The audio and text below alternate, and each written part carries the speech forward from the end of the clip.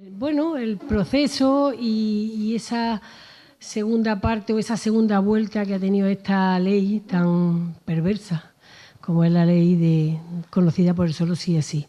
Desde AFAMER nos pusimos en contacto con Carlos porque entendíamos que una persona que ha trabajado dentro del Congreso mano a mano, y ahora él nos lo contará, en esa modificación que gracias al Partido Popular pues se ha conseguido modificar, aunque todavía esta ley desgraciadamente va a dejar muchas secuelas hasta que los últimos que ahora ya, a partir de que se aprobó, puedan no beneficiarse de ella. Pero bueno, evidentemente tendríamos que conocer, porque es verdad que es un tema que lo hablamos mucho. En cualquier sitio siempre sale el tema, porque es raro el día en el que sale la noticia diciendo que ya van 100, ya van 200, 300 que se han beneficiado de esta ley.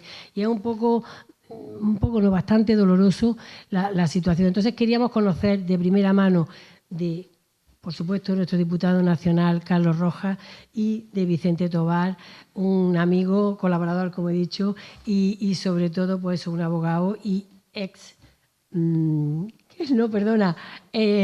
de excedencia. Juez de excedencia.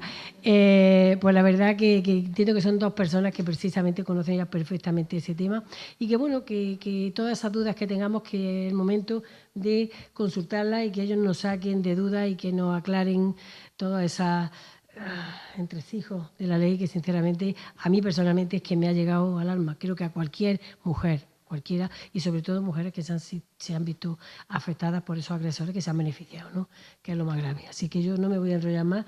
Si quiero, no sé, o repartir el tiempo, dais, a quién le doy la palabra, como queréis empezar. Creo que estamos en familia, nos hemos tomado un café, creo que estamos preparados para lo que nos queréis contar y partimos el tiempo. Gracias. Así rompemos un poco el protocolo, ¿no? Del que estábamos hablando.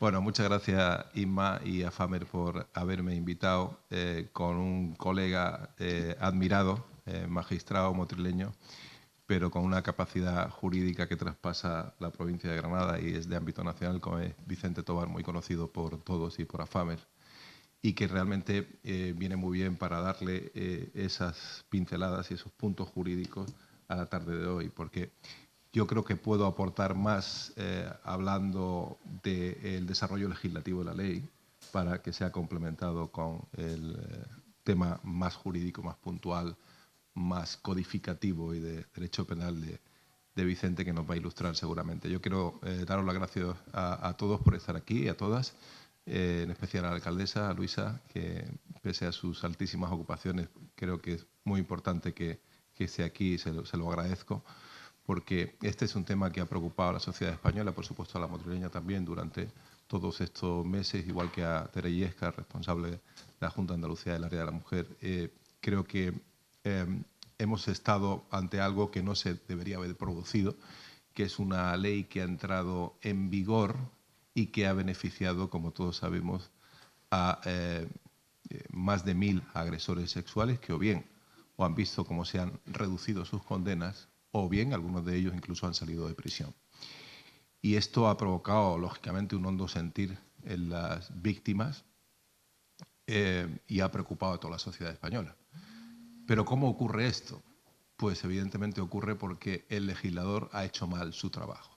Cuando hablo del legislador, hablo de la mayoría legislativa, es decir, de una mayoría en el Congreso, porque hay otro legislador, que es la oposición, que es el Partido Popular, que creo, sinceramente, que hemos hecho bien nuestro trabajo, hasta el punto de que hemos conseguido al final modificar la ley.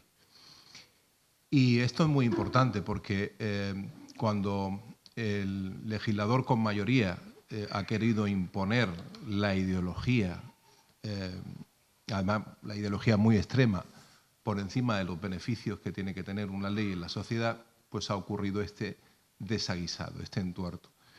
Francamente, lo que ha pasado no es que no lo supiera el legislador que estaba legislando, la mayoría en el Congreso, porque se le había avisado.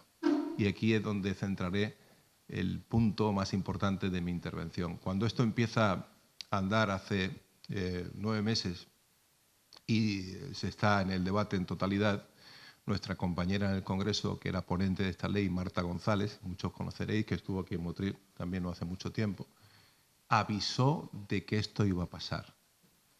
Los informes que tenía este anteproyecto de ley, este proyecto de ley, decían y relataban que esto podía ocurrir, informes del Consejo de Estado, del Consejo General del Poder Judicial, y alertaban al gobierno. Pero nuestra compañera en el Congreso, Marta González, fue muy clara en el debate. Le dijo exactamente que esta ley podía producir e iba a producir estos efectos perniciosos de agresores sexuales viendo rebajadas sus condenas, y no quisieron escuchar. Es el problema cuando hay una mayoría que intenta imponer la ideología y no quiere escuchar el debate parlamentario. Muchas veces pensamos que los debates política en el Congreso no sirven porque las opiniones ya están decididas, los programas ya están decididos. Pues eso es francamente un error. Hay que darse cuenta que por mucho que un partido tenga en su programa de gobierno una iniciativa legislativa, el debate parlamentario hay que entenderlo y hay que escuchar a todos los grupos políticos. Y luego hay que hacer una severa reflexión si realmente se están haciendo las cosas bien o si es necesario modificarlas. Y aquí no se ha hecho.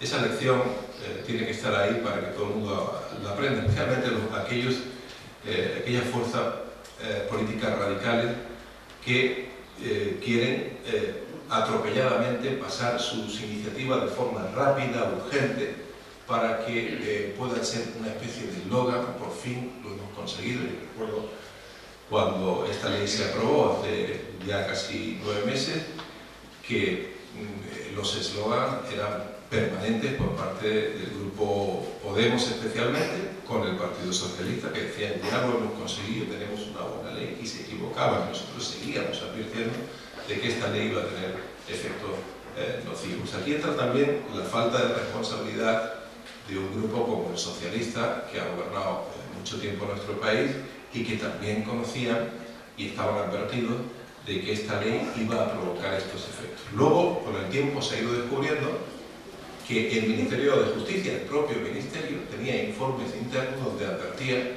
a Podemos de que podía ocurrir lo que finalmente ocurrió, que es que los delincuentes vieron rebajadas sus condenas. Es decir, el mismo Ministerio de Justicia lo sabía. Aquí, desde el punto de vista legislativo, sería una circunstancia que también es relevante.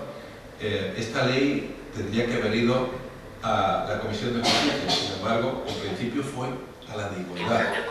Es decir, Podemos no quería, debemos colegir, que esta ley fuera a Justicia, por las circunstancias que fueran, porque evidentemente Justicia, lógicamente, tiene una visión de lo que el Código Penal y de la reforma del Código Penal, de lo que significa, ¿no? Porque es la comisión donde se trata y obviamente tendría que haber ido ahí. Luego, la reforma posterior que hemos puesto en marcha sí ha ido a la Comisión de Justicia. Pero quiero dejar de manifiesto que durante el proceso legislativo todas las advertencias fueron pocas. Es decir, se le advirtió continuamente de que podía ocurrir esta eventualidad, que iba a ocurrir, y sin embargo no nos hicieron caso, ¿no?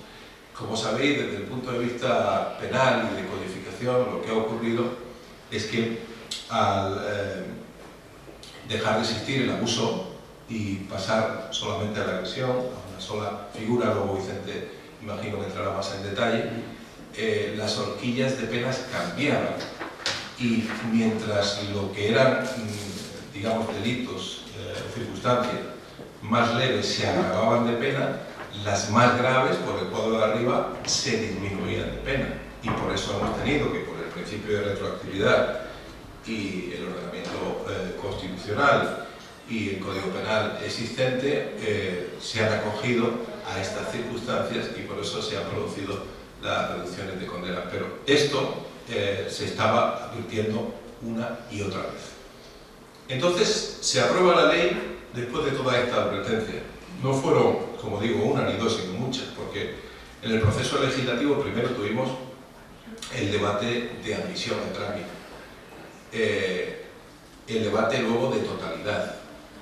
Ahí se le fue advirtiendo de que esto iba a ocurrir. Pasaron, lógicamente, unas semanas y tuvimos el debate en comisión.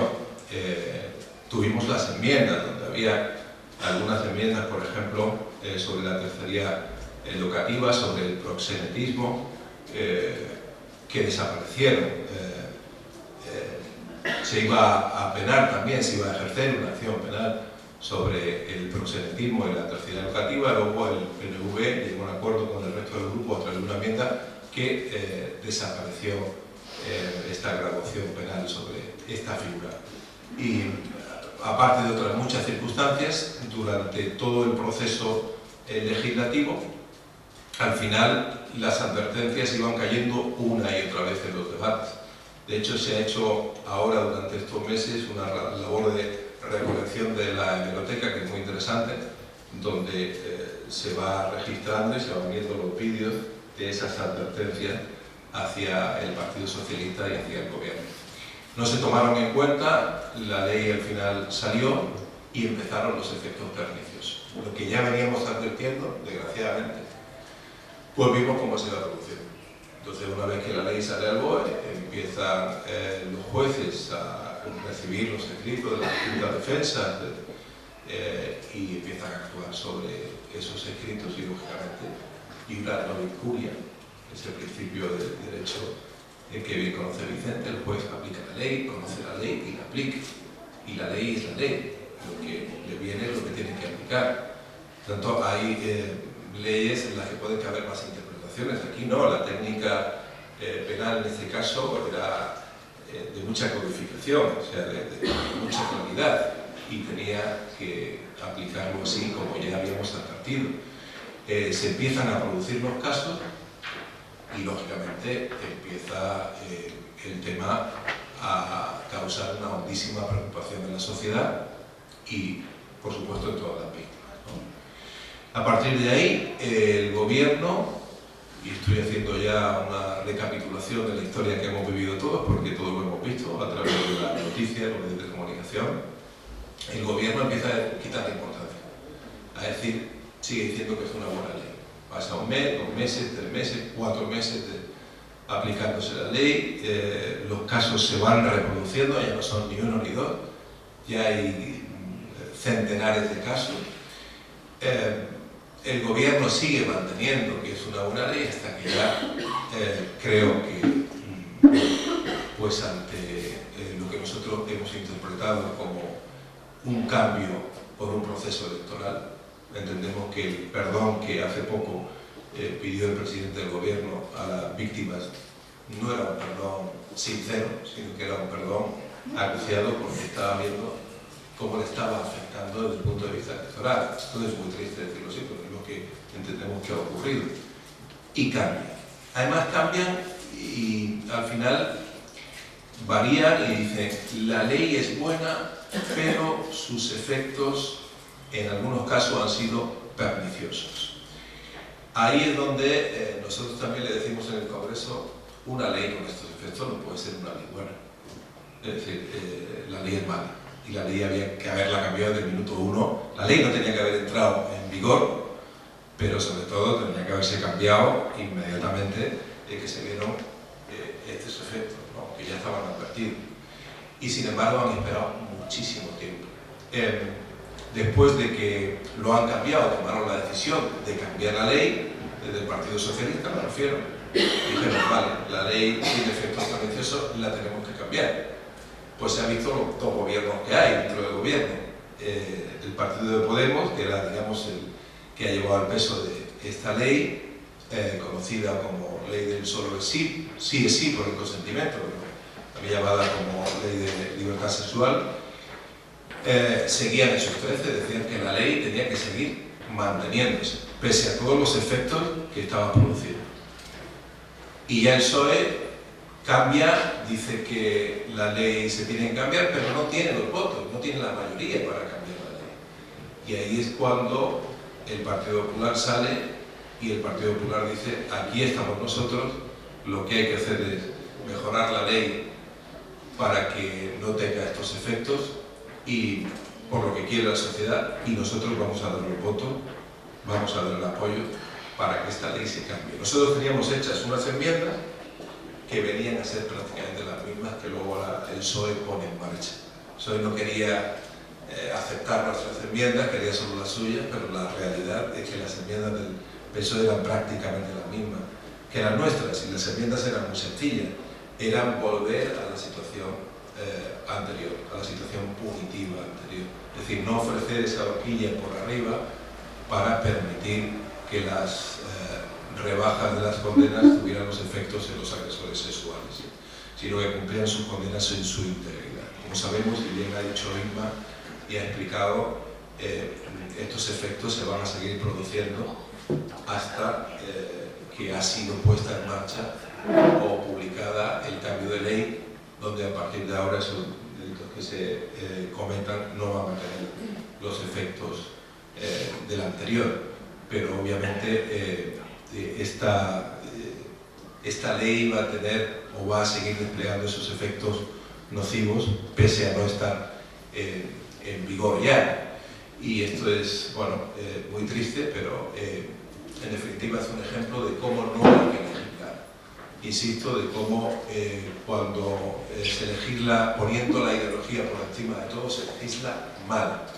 Es el clásico ejemplo donde se nos muestra que el diálogo, el escuchar, el sentarse a estudiar con los expertos las leyes es muy positivo. No solamente es positivo, es lo necesario. Nosotros en todos los procesos legislativos que tenemos en el Congreso siempre pedimos comparecencia de los expertos, comparecencia de los catedráticos, de las personas que luego tienen que aplicar la ley, de los jueces, de los expertos juristas. Si es una ley que afecta al consumo, pues del consumo. Si es una ley sanitaria, pues de los hospitales, de los doctores, los que están en relación con esa materia. Porque si comparecen antes en las comisiones, cuando se está elaborando la ley va a salir mucho más fuerte, la ley va a salir más adaptada a la realidad. Pero si se legisla a golpe de ideología, con prisas electorales, con prisas por cumplir metas o eslóganes que al final son vanos, eso no es una ley fuerte ni potente, sino que puede ser un error y un tremendo desaguisado como el que se ha producido. Y esa es un poco mi opinión, mi vista desde el punto de vista del legislador y sobre todo de muchas veces la impotencia que nos ha dado, en este caso no tener esa mayoría para haber parado una ley hecha de esa forma, ¿no? Esperemos que bueno, en los próximos meses poder tener esa mayoría en el Congreso también para hacer buenas leyes y leyes que sean útiles para la sociedad.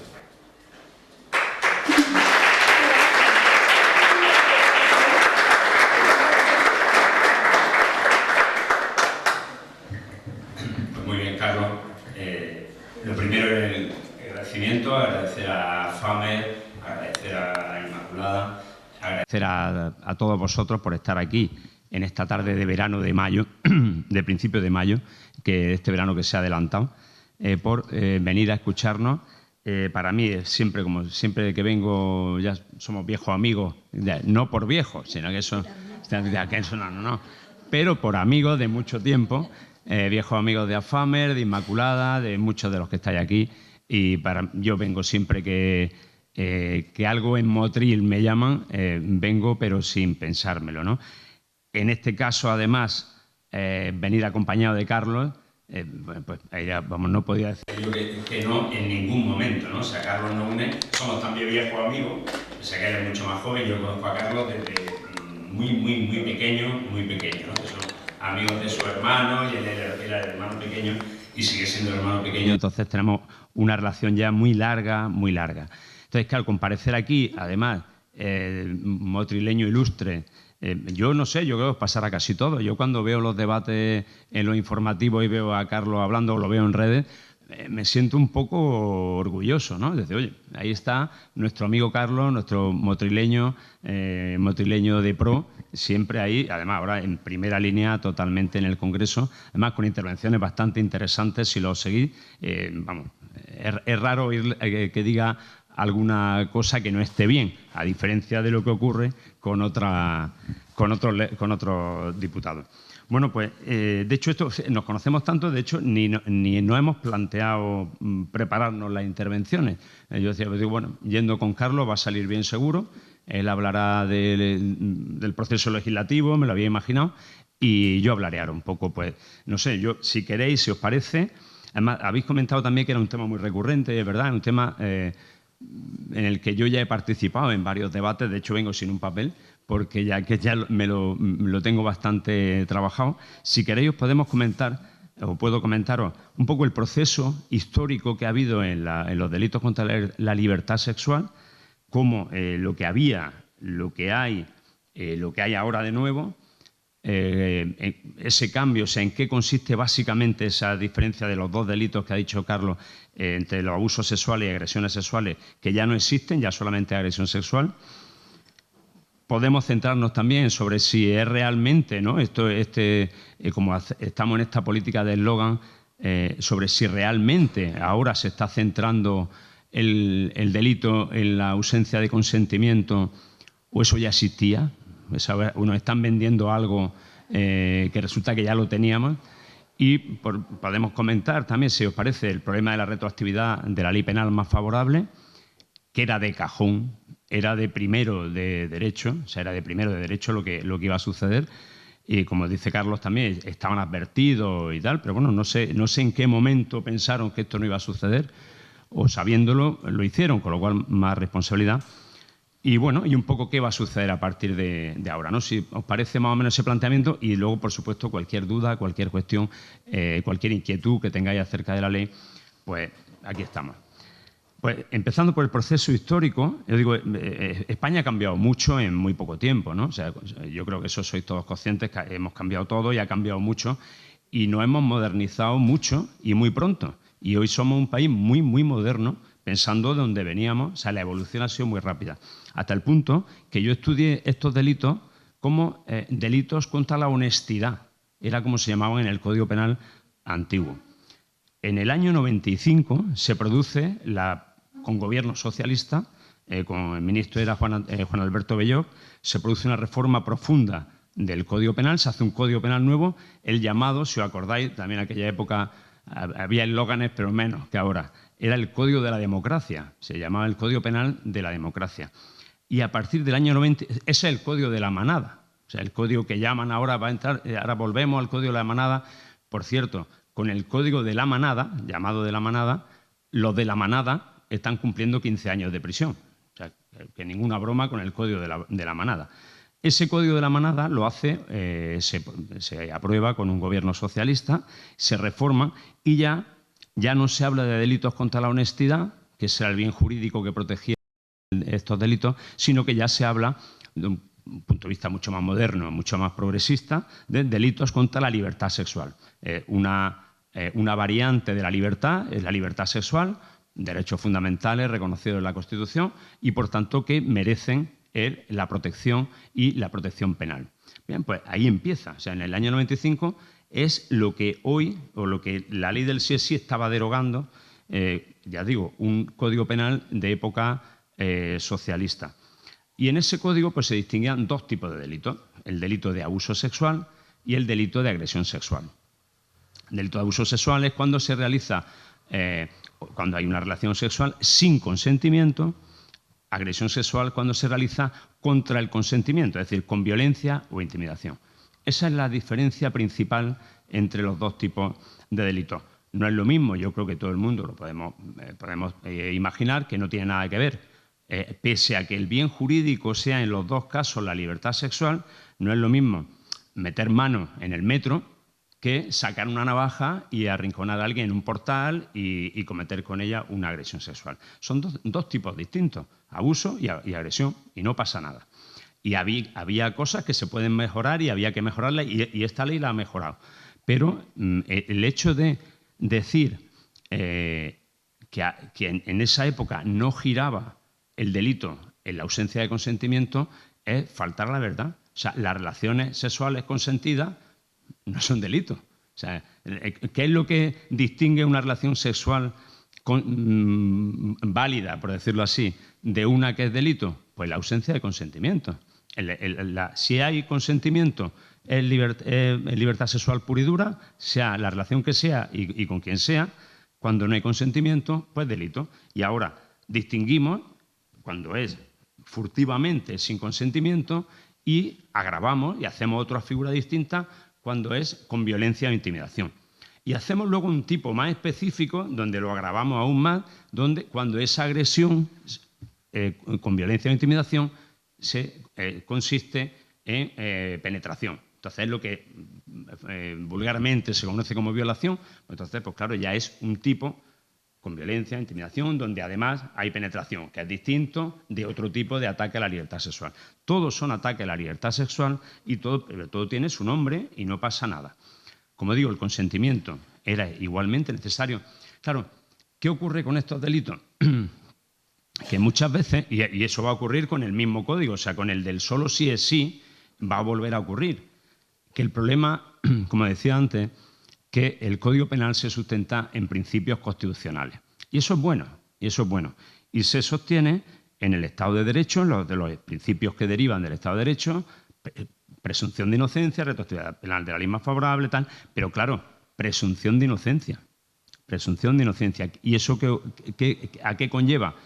Pues que en muchos delitos, en muchos juicios, no se consigue probar esa existencia o no existencia del consentimiento. Estamos pensando en agresiones que son en un portal, esas son muy claras, esas no tienen ningún problema, pero hablamos de relaciones que ocurren a las 5 o las 6 de la mañana, donde en principio existe una relación previa, incluso acaban en el domicilio de alguno de los dos, tal.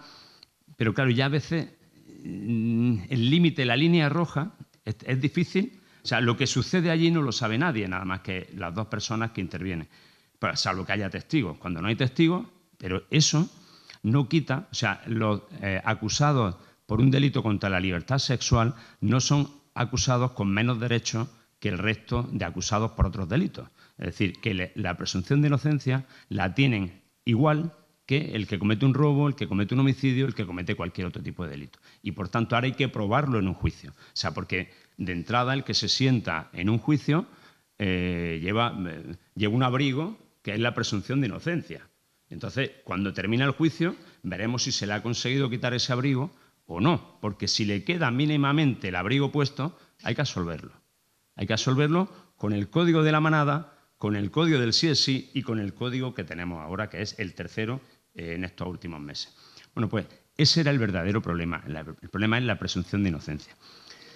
Hombre, la ley con buena intención ha definido y ha dado una definición de consentimiento que solo se entiende que hay consentimiento, y ahí es donde viene el eslogan del solo sí es sí, cuando quede probado de manera expresa o de manera de actos inequívocos, ¿qué tal?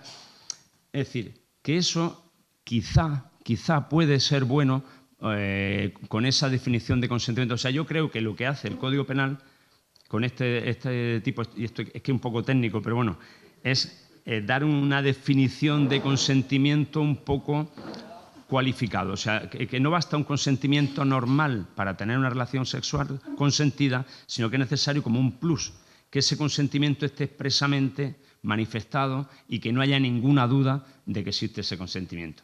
Eso habrá que verlo luego como liga con la presunción de inocencia. Eso me imagino que el Tribunal Constitucional acabará pronunciándose sobre si es contrario o no a la presunción de inocencia. Yo entiendo que no. Yo entiendo que se puede salvar entendiendo que es un consentimiento un poco más cualificado, pero aún así hay que probar eso. Hay que probar eso en un juicio. Entonces se hace con esa definición de consentimiento, se pretende decir que ha cambiado todo el sistema de delitos contra la libertad sexual. Pero, como digo, se olvida que la presunción de inocencia sigue existiendo. Entonces habrá que ver en cada caso lo que se consigue probar o no. Decía que con esa definición sí que es verdad que, por ejemplo, supuestos como la manada, como el de la manada, el de Pamplona, con esa definición de consentimiento un poco más allá de consentimiento, es difícil pensar que se pueda dar ya una sentencia absolutoria o no condenar. Acordaros que en el caso de la manada se pronunciaron primero 3 jueces, 2 decían que era abuso sexual y 1 que no era nada, que era una relación consentida. Luego ese recurso lo vieron 5 magistrados del Tribunal Superior de Justicia de Navarra, 3 dijeron que era abuso y 2 que era agresión. O sea, ya vamos de 8 jueces, 3 opiniones distintas. Es decir, que no son casos tan fáciles. Y luego ya el Supremo, es el que dice que sí, que efectivamente es una agresión sexual. O sea, estamos en el caso de violencia o intimidación. Y hablaba, bueno, de la intimidación ambiental, que el hecho de tener una víctima en un recoveco, en un cuartillo de una escalera, 5 personas mucho más fuertes, tal, eso ya en sí mismo es una situación intimidatoria, evidentemente, ¿no? Yo creo que lleva toda la razón. Pues, bueno, quizá esos jueces que dudaron antes de llegar al Supremo, con esta definición de consentimiento, yo creo que ya es más difícil dudar. Esa es la parte que yo creo que puede ser buena para la ley, para este tipo de supuestos. En el resto habrá que seguir probando, habrá que seguir demostrando, o sea, quitándole la gabardina de presunción de inocencia al acusado. Eso en cuanto a la figura del consentimiento. Los 2 tipos penales, como digo, bueno, el abuso y la agresión, con el caso concreto de penetración, donde ya hay entonces violación. ¿Qué ocurre entonces con el tema de la retroactividad, de la aplicación de la ley más favorable? Pues, como dice Carlos, que ha dicho, desde el minuto 1 tenía que haberse derogado, y ha dicho luego que no tenía que haber entrado en vigor. Con que hubiera entrado 1 minuto en vigor, ya tenemos ley penal más favorable para aplicar, que esta nos dura, ¿eh? O sea, ahora tenemos una tercera ley, pero esa tercera ley es para lo que suceda a partir de ahora. Todo lo que haya ocurrido antes de la nueva ley, o sea, cuando coinciden, en este caso, concurren 3 leyes, el principio de la ley de la retroactividad, de la ley penal más favorable, hace que haya que aplicar la más favorable de las 3. Es decir, que siempre la que tenemos, con 1 minuto que hubiera estado vigente la del sí es sí, ya tenemos una ley para aplicar más favorable, con independencia de las leyes que vengan posteriores. Y, aunque Carlos lo ha dicho así un poco por encima, sí, explico un poco cuál es la técnica legislativa, cuál es la técnica de las penas en este tipo de delitos y por qué hay que aplicar retroactivamente la ley penal más favorable. Bueno, para los delitos del Código Penal, el Código del 95, antes del 95, eran otro tipo de penas. Se hablaba de arresto menor, arresto mayor, prisión mayor, reclusión menor, reclusión mayor, que fue las que yo me estudié para las oposiciones. Ya a partir del 95 ya no tienen nombre las penas, sino que se fija una horquilla de pena. Para cada delito se fija una pena y será castigado con pena de 2 años a 5 años, por ejemplo. Si luego dice el artículo siguiente, si concurre una circunstancia, un subtipo agravado que se llama, pues se agravará la pena 1 grado, o se agravará. Entonces, bueno, hay unas técnicas para subir y bajar grados, pues se va subiendo, se va bajando, y esa es la pena.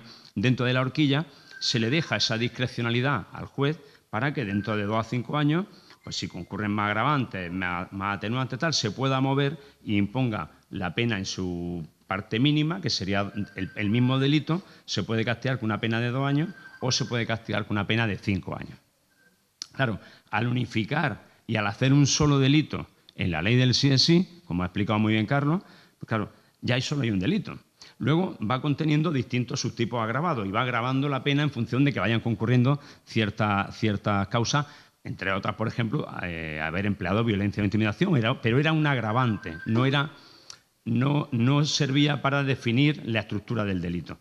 Pues cuando se hace eso, claro, la horquilla se hace muy grande. O sea, ya no hablamos de 2 a 5 años, sino que a lo mejor hablamos de 2 a 8. Pues claro, hay que recorrer un montón, o sea, de casos, desde un ataque a la libertad sexual más leve hasta uno más grave. Claro, a la hora de aplicar las penas, entonces, si conforme a la legislación del Código de la Manada a alguien le correspondía su parte mínima de la pena era de 2 a 4 años, por ponernos, y ahora, o la máxima, vamos con la mínima, de 2 a 4, y ahora es de 1 a 2, y pues entonces dice, bueno, ¿qué aplicamos? O sea, si tenemos un principio constitucional que dice que las leyes no tienen carácter retroactivo. Como norma general, no se aplican retroactivamente a hechos que han ocurrido con anterioridad a la entrada en vigor de la ley, excepto, y lo dice la Constitución, no lo dice un reglamento ni lo dice un decreto, lo dice la Constitución, que la nueva ley sea más favorable. La ley penal, que sea ley penal, sea que sea sancionadora y que contenga una pena menor que la que había antes. En ese caso, a ver, por un ejemplo, no sé, antes era delito el adulterio. en esa época de los delitos contra la honestidad, era delito el adulterio. Imaginaros que hay alguien en la cárcel por ser adúltero, o adúltera, eran solo las mujeres, si no recuerdo mal. Entonces, una mujer en la cárcel por ser adúltera. En el 95, no, esto se reformó antes, pero bueno, se reforma, se hace una ley moderna y se dice ya no existe, ya consideramos la sociedad, o sea, al final las leyes son expresión de la voluntad del pueblo, ¿no? Ya este pueblo considera que el adulterio no debe ser delito. Perfecto. ¿Veríamos bien que una mujer siguiera en la cárcel por haber cometido un adulterio cuando ya consideramos que el adulterio no debe ser delito? No, por eso se aplica retroactivamente y dice, bueno, aquella señora que sí cometió el delito cuando era delito, ahora ya no es delito porque la sociedad ha cambiado, pues que salga a la calle. Pues esa es la esencia del principio de retroactividad penal de la ley más favorable. Y tiene alcance constitucional, es decir, lo progresista, lo moderno, es creer en el Estado de Derecho, creer en la retroactividad penal de la ley más favorable, creer en la presunción de inocencia. Pero bueno, ahora parece que los progresistas son de otra manera, porque en realidad esto sí que es progresista, creer en el Estado de Derecho, creer en la Constitución, creer en los derechos fundamentales. Bueno, pues eso es el por qué se aplica la ley más favorable. Por eso todo el problema que ha dicho Carlos, ya que, claro, pues en cuanto todo el que se dedica a esto, pues el que tenga un cliente que haya sido condenado por un delito contra la libertad sexual, rápidamente se va al nuevo código y dice, bueno, ahora ya con este nuevo código le rebajan 2 años o me lo ponen en libertad. Pues claro, ¿qué va a hacer? El abogado, como buen abogado que es, pues tiene que defender a su cliente, presentar escrito y los jueces, como buenos jueces que son, la mayoría, pues aplican lo que tienen que aplicar. A ellos se les ha echado la culpa por parte de algunos políticos de que eran ellos los que tenían el problema y era un problema constitucional. O sea, había que aplicar la ley siempre más favorable.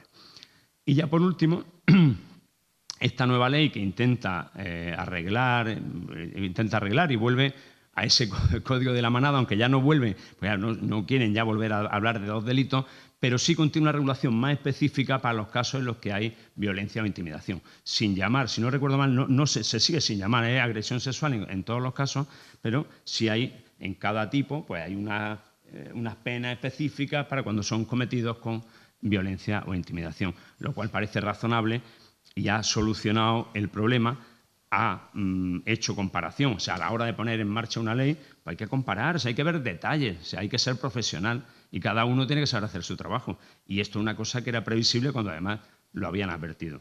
Pues ya se comprueba que en ningún caso la horquilla mínima sea más baja que la horquilla mínima antes y la superior no sea tampoco más baja que la superior de antes. Con lo cual ya se ha equiparado y ya no va a volver a suceder, pero todo lo que hay entre medias, como he dicho, como existe una ley que ha estado vigente un tiempo y es la más favorable de las 3, pues se podrá seguir aplicándome. Yo creo que ya pocas revisiones quedarán, porque esto ya tiene casi 9 meses y ya han salido 1000, creo, ya han sido beneficiados 1000 agresores. No creo ya que haya muchos más, pero bueno, por si acaso. Y creo que del esquema que he planteado he comentado un poco todo, la evolución histórica, la diferencia entre abuso y agresión, la diferencia entre el código de la manada y el código del sí es sí y el nuevo, por qué la retroactividad y ya pues las dudas que tengáis y las cuestiones que vaya planteado esto, pues aquí estamos para resolverlas.